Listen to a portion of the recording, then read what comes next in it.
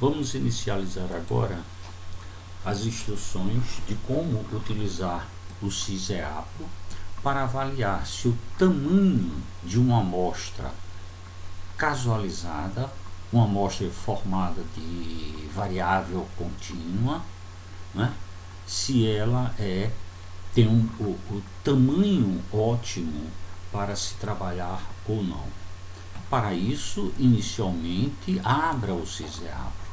Para abrir o SISEAPRO, procure no desktop do seu computador o ícone do programa SISEAPRO. Ao encontrá-lo, dê um duplo clique para abrir o programa. Caso esse ícone não se encontre no desktop, vá ao diretório C. Dentro do diretório C encontra-se a pasta SISEAPRO. Dentro do SISEAPRO encontra-se o arquivo siseapro.exec. Dê um duplo clique para abrir o programa. Com o programa aberto, é possível verificar que na parte superior encontra-se o menu suspenso. Esse menu suspenso é formado por vários itens, em que, por exemplo, o item arquivo é onde podemos utilizar ele para a criação de novos arquivos, apagar arquivos, imprimir, exportar, importar e outras funções. Os outros itens, de uma forma geral, são direcionados à aplicação de estatística propriamente dita, né? Para a gente utilizar o SISEAPRO para ver tamanhos ótimos de amostra, busque o item amostragem. Então, no item amostragem, ao encontrar, dê um clique nele e vá em amostra casualizada variável contínua. Com o formulário aberto, nós recomendamos para os usuários que não têm muita intimidade com o SISEAPRO ou com as técnicas de amostras casualizadas, clicar no botão de interrogação, que é um botão para tirar dúvidas, em que aqui podemos ter um pouco de conhecimento sobre as técnicas utilizadas para os cálculos, né? Então, o que é necessário, o que é feito, o que é que se propõe com essa rotina e por aí vai. Nessa janela foram disponibilizados dois exemplos, né? O exemplo 1, que é gerado pelo arquivo exemplo 78, e o outro, o exemplo 79. Esse exemplo 1, ou do exemplo 78, é formado por uma massa de dados que o pesquisador obteve em campo. Essa massa de dados nós denominamos na fase inicial de amostra piloto. É uma amostra em que o pesquisador obtém as informações, ele vai ao laboratório e procura ver se essa amostra ela é uma amostra representativa ou não daquela população. Muitas vezes esses cálculos são realizados não em laboratório, mas no próprio campo, não é? Se você dispõe de um programa para fazer esse tipo de avaliação. Então, vamos usar o arquivo exemplo 78 para a apresentação desse vídeo. Para abrir o arquivo exemplo 78, pressione o botão selecionar arquivo. Ao fazer isso, é aberta uma caixa, uma janela do Windows, em que você deve buscar o arquivo nessa parte dessa janela aqui. Se você não encontrar, utilize a barra de rolagem até encontrar o arquivo. o arquivo. O exemplo 78 é esse. Podemos dar um duplo clique aqui para abri-lo ou selecionar com um único clique e pressionar o botão de abrir o arquivo. Com o arquivo aberto, sempre olhe com cautela, com atenção, se foi exatamente o arquivo que você quer, o exemplo 78, porque você poderia ter clicado erroneamente no 79 ou no 76 ou em outro arquivo, você fazer uma avaliação, né, uma análise estatística de uma massa de dados que não é a que você pretende. Bem, esse arquivo, como a gente pode ver, ele é formado apenas por um vetor, né, o vetor peso. Então provavelmente o pesquisador foi ao campo e colheu 33 amostras, né, de um total só Deus sabe de quantas, e a grande pergunta é 33 tem 33 amostras, é o suficiente para representar aquela população, né? Então é isso que a rotina vai responder. Então, inicialmente, vamos selecionar a variável que queremos fazer esse cálculo, pressionando nessa janela quem é a amostra piloto, quem é a variável que você quer estudar. Então é a variável peso, porque só tem ela aqui disponível no arquivo. Você quer utilizar algum transformador nessa sua massa de dados? Caso que, se não pretender utilizar nenhum transformador, deixe do jeito que está, porque na realidade esse formato aqui não está transformando nada. O que é que ele diz? Pegue o vetor, cada elemento do vetor, que é o izinho, e some K. Mas K é dado como zero, está aqui como zero. Então é esse número mais zero, esse número mais zero. Então na realidade eu não estou usando nenhuma transformação de dados. Então deixe do jeito que está, para atendimento dessa rotina. Você quer os cálculos com que precisão? 4 casas decimais, 5, 6, 3, 2? Bem, você é que vai estabelecer o nível de precisão para os seus cálculos. Pressione OK nessa sequência para ele utilizar essas informações. Em seguida, você precisa responder se a variância é conhecida ou não.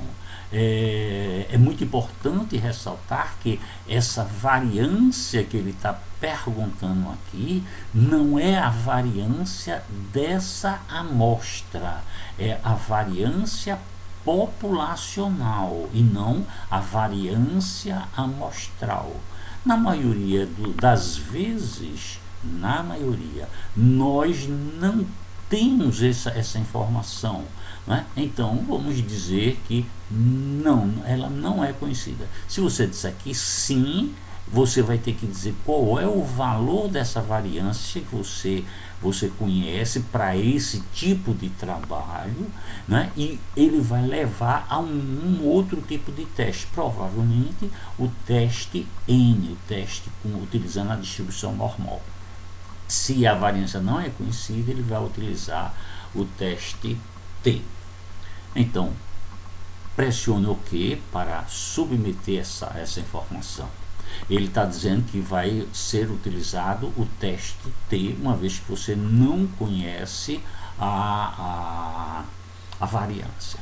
A próxima etapa é: você sabe o tamanho dessa população? Vamos admitir que aqui seja uma amostra que você coletou e você sabe que dentro desse a população que você tirou isso aqui, o total tinha 10 mil indivíduos. Então, se você conhece essa informação, diz que conhece e diz o tamanho dela. Caso você não conheça o tamanho dessa população que você tirou essa amostra, não conheço.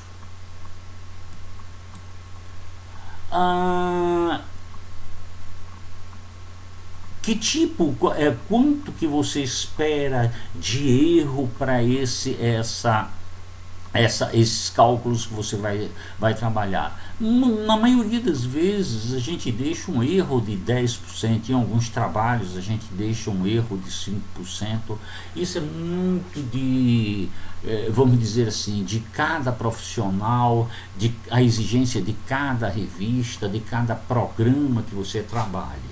Então aqui fica ao seu critério, se você deixa 10% ou 5% de erro.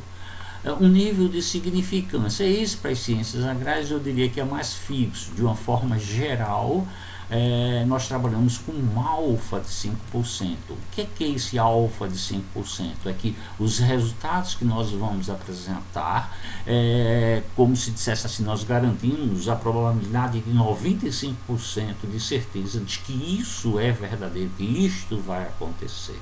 Né?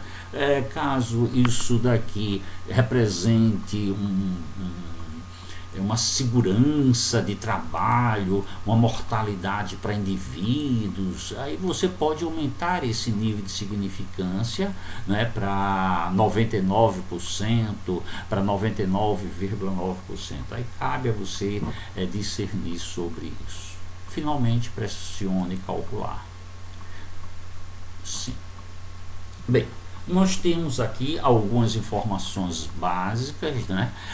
Qual foi o valor da média daqui, qual foi o valor do desvio, erro padrão, coeficiente.